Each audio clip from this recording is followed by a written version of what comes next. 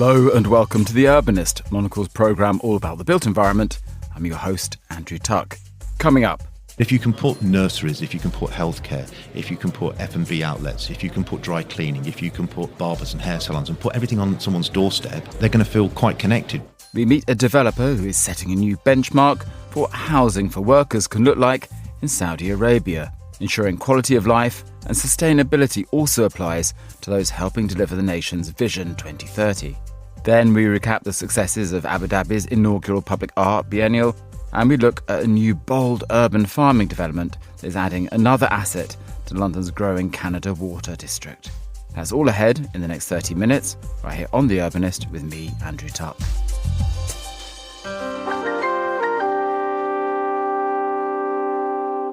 So welcome to this week's episode.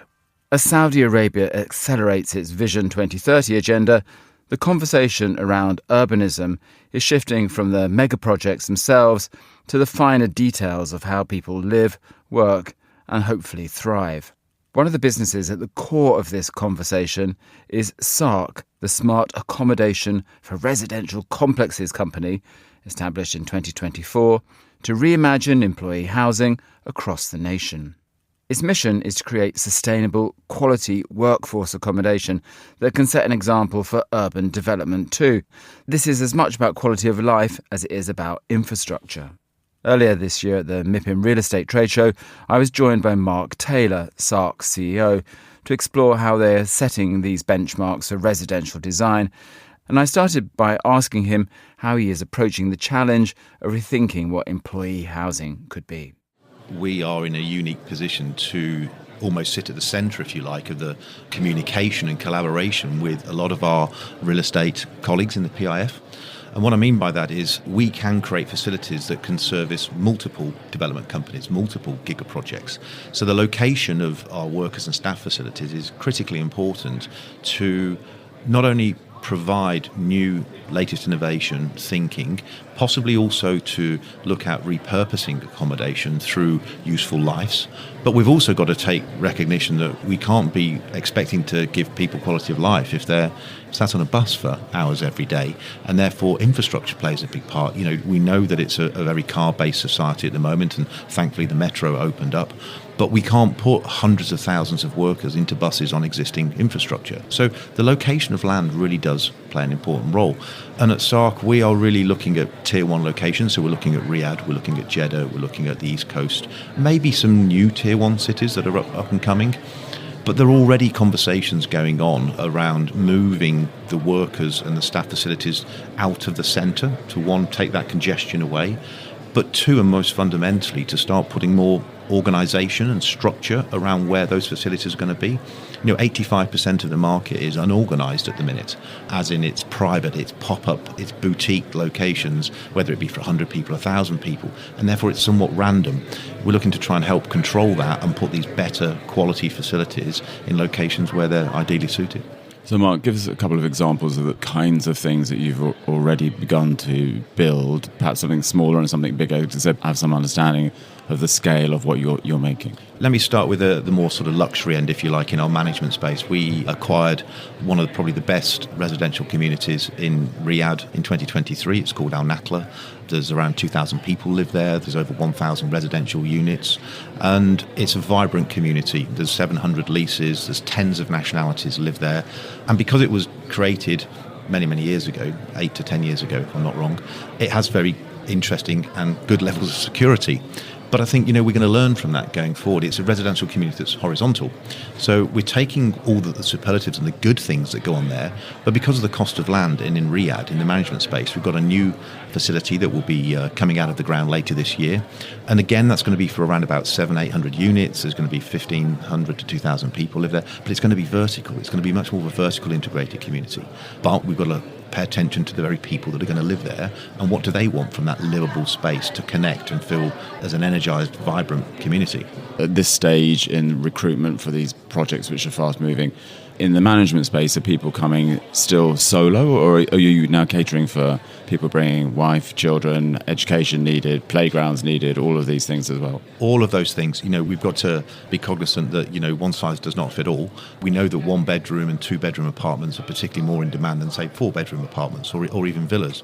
But if you can put nurseries, if you can put healthcare, if you can put F&B outlets, if you can put dry cleaning, if you can put barbers and hair salons and put everything on someone's doorstep, then they're going to feel quite connected because they've got everything in one space. They've not got to spend hours and hours every day being stuck in traffic. So the management space is somewhat easy to control, and we know our target audience for that. But of course, the country needs a lot of expatriate workforce to help deliver on these big giga-project and development companies. So we're working with the private sector, and absolutely we want the private sector's involvement. Collaboration is key for us. Partnerships are key for us. Some of them have been doing it very well. There's some great brands in the market that are both developers and operators. So we're looking to go in and do deals with these organisations. We have a piece of land that is near the airport, for example, and we're looking to put staff accommodation on that and workers' accommodation. So it won't just service the new King Salman International Airport project. It could also service Expo, and it will go across the north of Riyadh, because we can get from the facility to their locations in less than 30 minutes, certainly less than 45 minutes, which is the target duration time.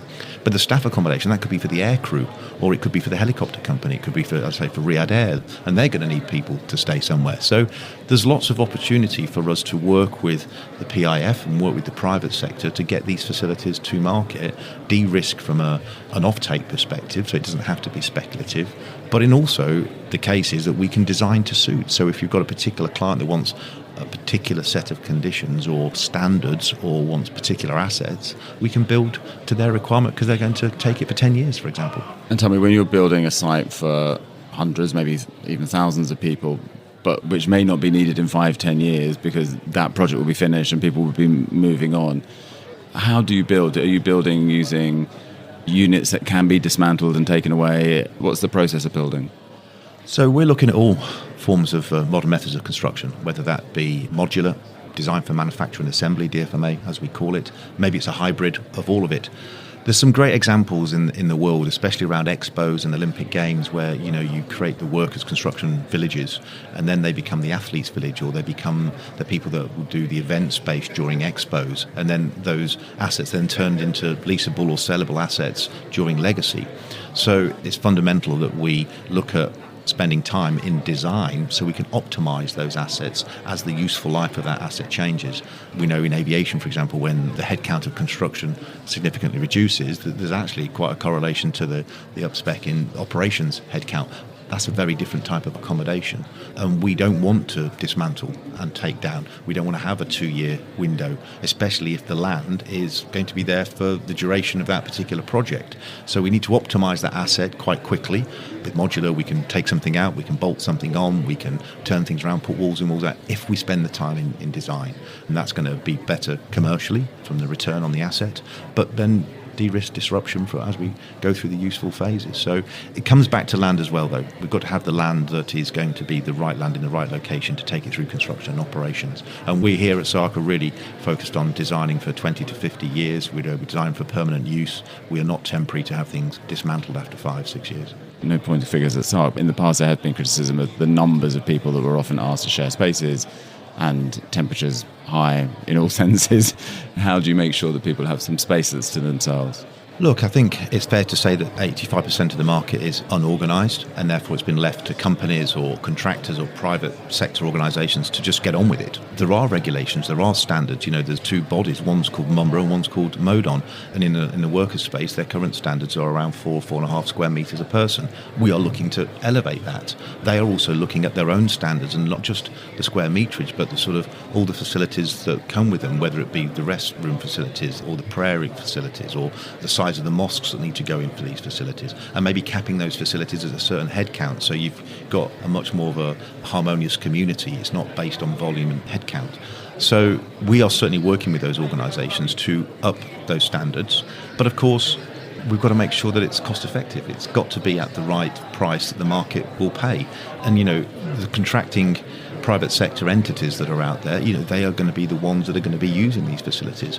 And SARC will work with our brothers and sisters in the development companies to actually make sure that we've got the standard right, so that those development companies who are delivering the big gigas can then contract and then possibly free issue the accommodation and take it out of their prelims and their contractual, or they'll work with us directly. So we are not going to be employing those individuals, especially in the worker space, but we're going to be working with big corporate entities, either directly through the development companies or with the big contracting entities to get the headcount and the offtake that we need to secure and de-risk the project. So for SARC, what does the rollout look like? How much more capacity do you have to build at speed over the next coming years? Yeah, I think there's a lot of data that says there's going to be quite significant headcount coming in 2 or 3 years' time. So we do have a window of opportunity. So we're pushing really hard at the moment. But I would say that we need private sector engagement. We need partnerships. We, with our own equity debt structures here at SARC and with the support of the PIF, we can't do it all. Absolutely not. Well, you're here at MIPIM as well. Is it looking for more partnerships as well, or to tell your story? It's both. SARC was actually announced formally at the end of October last year, so the brand's only been out there. And it's a great story to tell, and people need to understand exactly what we're here to do and be that enabler. The private sector might have first have thought that we're a threat, we're going to be taking the market away from it. Far from it. We want to partner with them. We need their help. We need financial institutions. There are millions of beds that are required to be built over the next few years, and we are going to make as bigger inroad as we can as SARC with the finances available. So the partnership structure, the private sector, whether you're a developer, a financier, an operator, we are here to do business with you. So here at MIPIM, we're certainly here to elevate the brand, we're here to tell the story, and we're here to try and seek some inward investment as well. Mark Taylor, SARC's CEO there. Thank you for joining me on The Urbanist.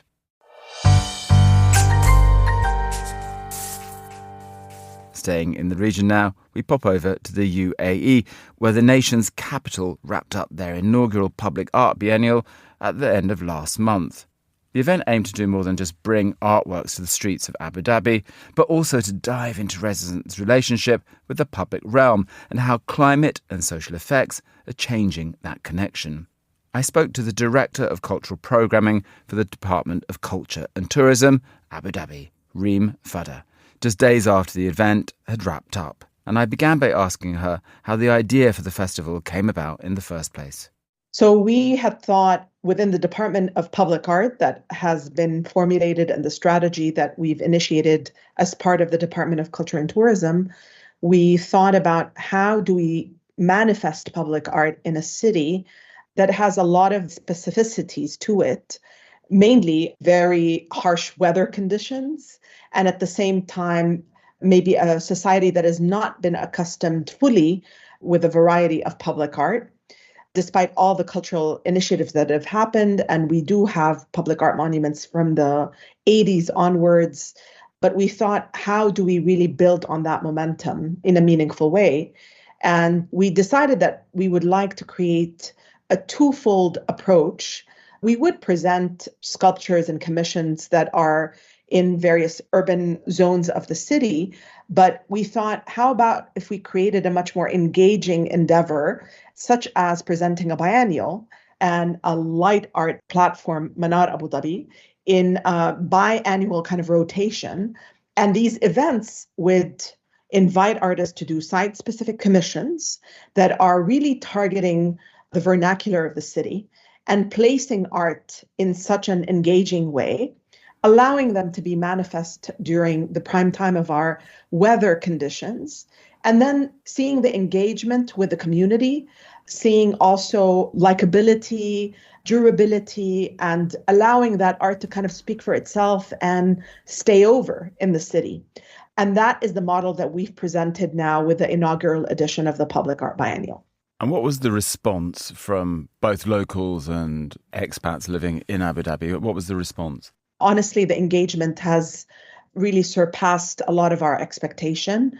In the first 2 months alone, we received nearly 2 million visitors. And we counted the real engagement with artwork. So people who came, read the labels, took pictures, asked questions, interacted with some of the interactive features of some of the artworks that were there. And that was a staggering number to see the real kind of generosity of spirit of our community and the real learning desire and wanting to know about these new cultural facets that were there.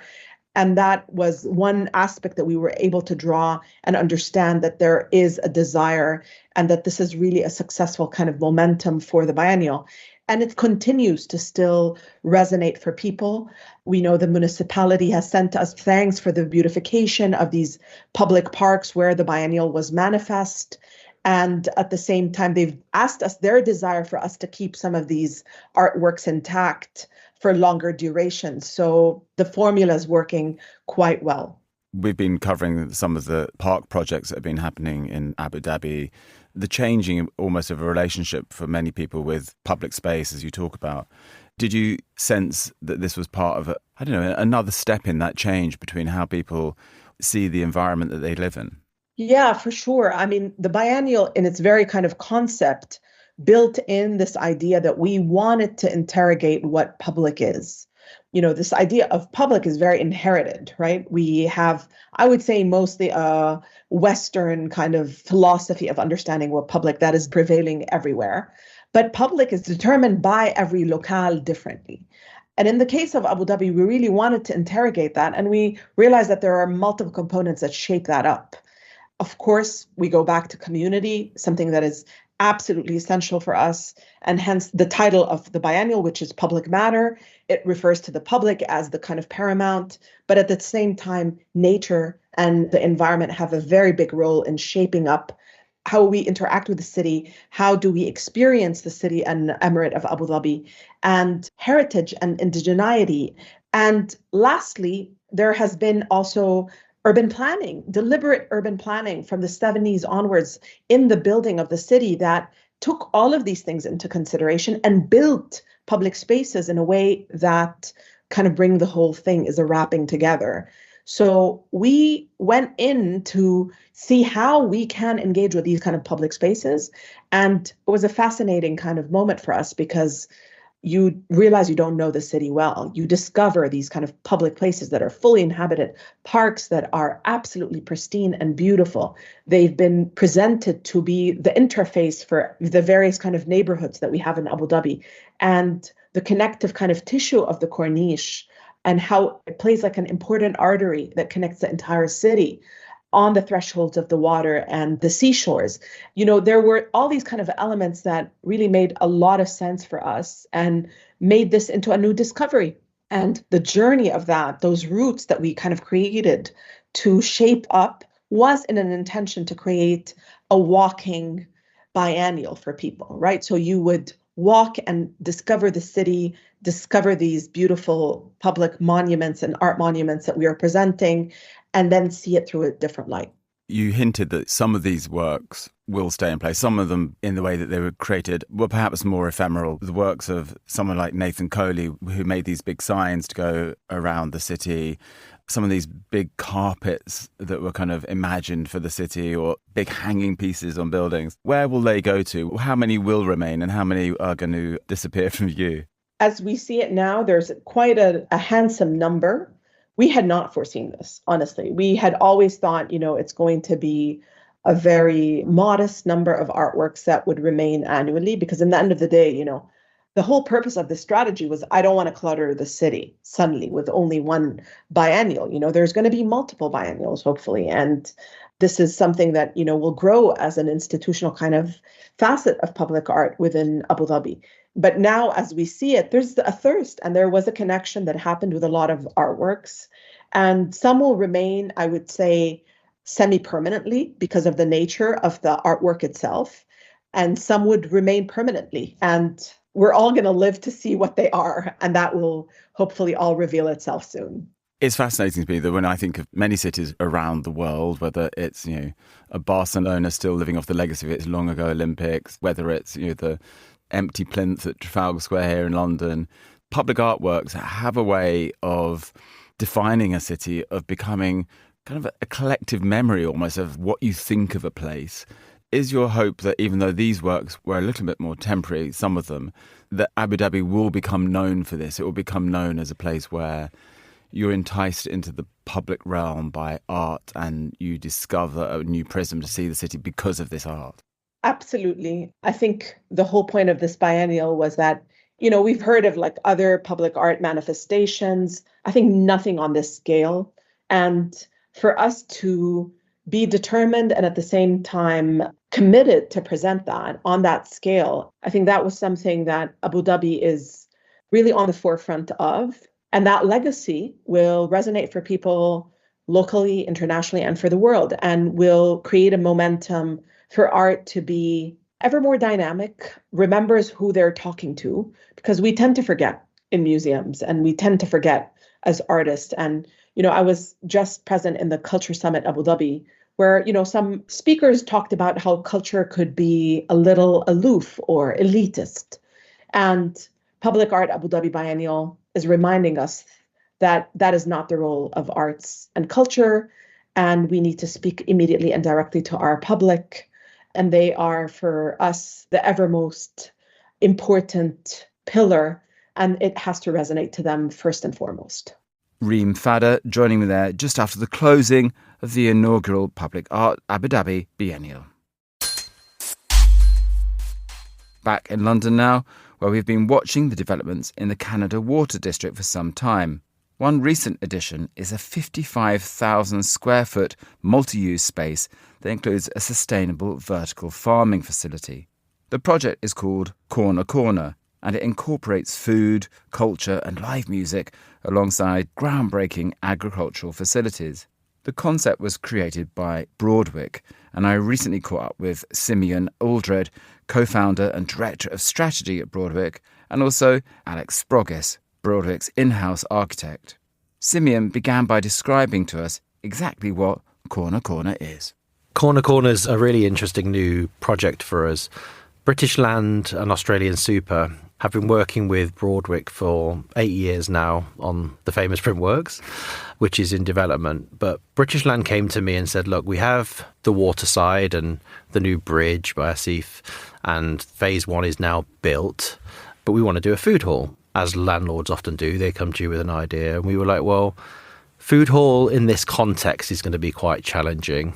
And we thought it needed something deeper, more fluid, without the label. We've got a thing at Broadwick that no labels to these places, needed to be more fluid. So we worked together as a team to kind of micro master plan, really, a 55,000 square foot reuse of an old Range and Iceland store. Iceland, for those that don't know, is a frozen food store, and the Range sell birdseed and other household goods. So the building and the architecture, frankly, wasn't necessarily the most glamorous piece of real estate. But what it did have is like a first mover thing for us against the water and the new amazing red bridge. So that got us quite excited. The 55,000 square feet is huge for a food hall. The average food hall in the UK is 15 to 25,000 square feet. This is double, triple sized on that. So we came back to them with a more fluid idea, which basically brings together 3 or 4 principles, really. A big exhibition hall, around 25,000 square feet. A food proposition with our partners, Curb, the street food pioneers that basically do street food. We needed a cool sort of driver to drive that sort of 2-3 days a week thing. We wanted to make sure it wasn't electronic music, because we're super famous for electronic music, but we do other things, right? So jazz was the kind of soundtrack to that. But then we also thought it needed kind of a more purposeful kind of centre. So we've done the UK's largest urban vertical farm. So that sounds like a confusing mix of things in some ways, but food and how we feed a city is at the heart of it. Yeah, absolutely. And kind of the pulse of how we enjoy that food and when we enjoy that food. I think one of the things that we've learned over the decades of working at Broadwick is, what does a Tuesday morning look like at a place? That 7-day-a-week, no labels, open places is what we kind of believe in. You said there were some challenges around that. One of the ones I wanted to ask is, that there is an existing community there of people who have lived in this neighbourhood for years. They're trying to bring in new tenants, and they are bringing in new tenants to Canada Water. But for these things to work, the scale of that is one of the challenges, how you create footfall, how you bring people in. Yeah, I mean, footfall is everything to the economics of these places, right? But, there's a balance. If you looked on social media or the planning committee, there was a lot of people that didn't want the Range to go away. The range actually is a store that's loved across the UK, and it's a bit of a day out for those people that do that daily shop, that daily pulse that lots of locals and hyper-locals would engage in it. So that was really sensitive. Also on my shoulder with any of our projects is the kind of throwaway accusation of gentrification that some people use. I think it's often misused.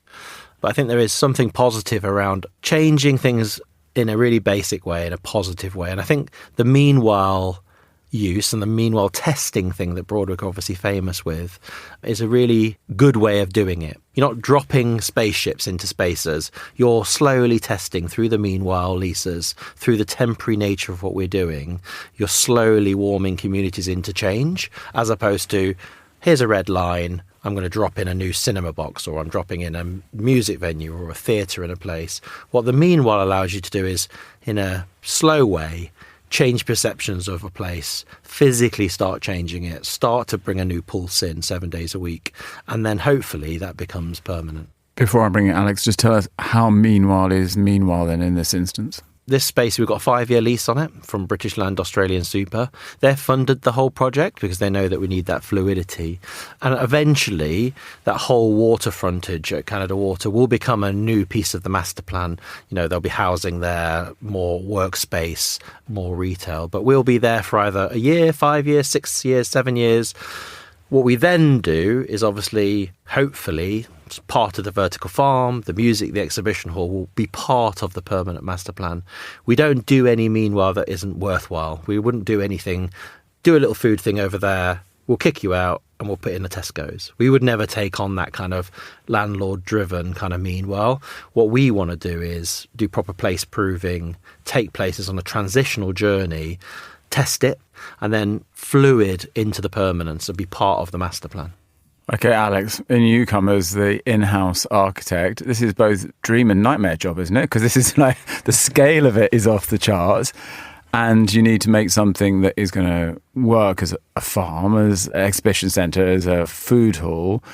But there's a budget, because it's meanwhile. You need to think about, as Simeon said, maybe you're there for a year. Where do you even begin? Obviously, a working vertical farm, it's about 350 square metres of 4-metre high shelving full of salad, all requiring, humidity control, temperature control at the heart of this development as kind of a piece of sort of living theatre. Comes with its own technical challenges. Ultimately, this building was built in 1988, required a completely new heating, cooling, ventilation system. And a lot of water, I presume. And a lot of water, indeed. So where did you begin? You began with the farm as the key element to get right, in a way. That was the key element. I mean, the same with lots of our venues. We have a kind of a central spectacle, a piece of theatre. Printworks is famous for its big screen. Drumsheds is famous also for a massive screen. These are places for music where people come for extraordinary club experiences, but they're also exhibition centres and they're venues for all sorts of events as well. Exactly. And as you point out, Canada Water is kind of our spiritual home. Having been there since 2016, we wanted to create a place that gives back to its community, that's educational, that feels enriching. And that's the reason why we've gone with hybrid uses. We've got the food hall, we've got the kitchen, we've got cafe. We wanted it to feel like a place where people could drop in, use the free Wi-Fi, where kids could come and do their homework, where locals can drop in.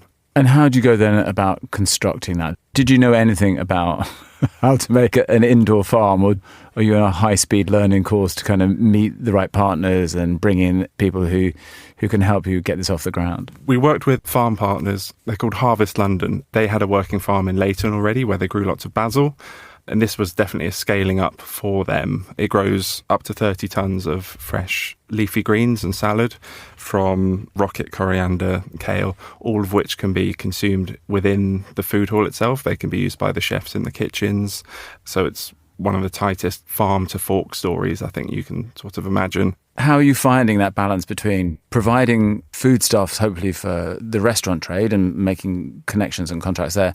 Again, with this, which sounds amazing, is like inviting in local kids to do their homework. You have a real opportunity here, don't you? Yeah, I mean, I think for us, if you were to draw a pie chart, 60% of this thing is education and spectacle. It's really, really important that the education piece was in there. 20% of it is economics, right, or even less. Driving the produce into Michelin star chefs that want specific greens, some tasting and feeding in the thing, but it was also about the education piece. When we did Printworks, we'd worked on an urban garden with Global Generation. It was hidden in the car park. We didn't really speak too much about it. We just funded it. And that was really very, very productive vegetable growing. We learned from that, the community there at Canada Water, there was a real need in terms of actual freeness and produce. We had soups being made 3 days a week, and the kids got to learn how to grow in that Global Generation. This thing here with Harvest is kind of taking it up a step, and that kind of education piece. We've put a classroom in, for example. The kids get to come, put on the lab coats, learn the basic science of the space, feel the humidity of the room, the heat, the light, all those kind of physical things were really, really important. That education, the spectacle piece. If they taste the salad, who buys the salad? For me, as a creative and someone that designs places, is less important, really. It was kind of oh, wow, in the future we'll be able to grow salad in these environments. Wow, can we have salad next to the jazz, next to the exhibition hall? It was really kind of breaking the format. I think at Broadwick, you referenced exhibitions next to electronic music. That is really what we do, this fluidity of space. That was what was most exciting for us. If people taste the salad, great. But the fact that they can learn around salad being grown out of the context they may be used to was a real big learning for us. Alex, we talk to lots of people these days about the notion of reuse and meanwhile spaces, for example. But this is another level. How interesting is that for you as an architect? Because there are some restrictions. You have a space that's kind of given to you that you're going to work within. Are those fascinating things for you as an architect to get your head around? Absolutely. I mean, the meanwhile territory that so much of our business kind of operates in is interesting, comes with its own challenges. Obviously, the resources given over to creating a vertical farm, putting in heating and ventilation systems, a lot of that can be reused. I think where you create value is basically reusing a lot of the building structure. A lot of concrete gets reused. And obviously what we do with our found spaces, we hope within the architecture world is a template for other cities that have former industrial spaces and former retail spaces that are vacant. Simeon, tell me, you've referenced the developers, and it's interesting that often in these schemes, the developer is seen as the bogeyman in the business, but they seem to have been good partners here. And when we did a tour of the site, what I thought was fascinating was that it wasn't totally prescribed what was going to happen. They were like, okay, this is part one, and we're going to build this, and then we're going to see what the uptake is for this, and then we're going to adapt to the needs of the people who want to come here and the people who use these spaces. You're obviously an independent fellow with an entrepreneurial flair. What's it like for you working with big corporates? Look, we've 22 sites now around the world, and each landlord partnership is unique. There's a big difference, for example, whether it's a pension fund or long old money that owns estates privately, or whether it's small developers that are trying to change the place they even live in still. So each one's unique. I would say the British Land Australian super dynamic is deep and trusting. We've been working together for 7 years. They're definitely not the bogeyman at all. What most people didn't realise is they were actually invested in the OpCo of Printworks. So you wouldn't necessarily imagine people in suits being involved in electronic music in the way they were, but they were just as part of Printworks. And I think the most important thing I always say to people around what we do is it's permission, right? Roger Madlin, who was one of the creators of King's Cross, is working at Canada Water. And ultimately, it came down to him looking in our eyes and obviously speaking to the British Land Board when we first took on Printworks, and them taking a massive gamble. They could have easily knocked down Printworks, and I'm sure there's a spreadsheet somewhere saying they can get more money by knocking down Printworks, but they had to make an active choice to keep Printworks as a building, commit to culture. That meant saving us through COVID, taking us through COVID, funding what we were doing. They're really big, bold steps, and it's saying yes, it's working with planning permission, working through licensing, complex licensing, putting 6,000 people into Printworks 3 or 4 times a week. That's commitment from a landlord.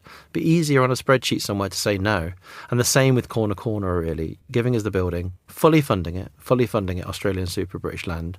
We've put some money in, but ultimately they're underwriting the whole thing. They believe in us, they believe in others as well, and they're committed long term. Simeon Aldred and Alex Sprogis there, and my thanks to both of them. And that's all for this week's episode of The Urbanist. You can follow us for new editions of the show every week, And you can subscribe to Monocle magazine for reports on all things design, architecture and urbanism too. Just visit monocle.com. The Urbanist is produced by Carlos Rebello and by David Stevens, who also edits the show. I'm Andrew Tuck. Goodbye, and thank you for listening, City Lovers.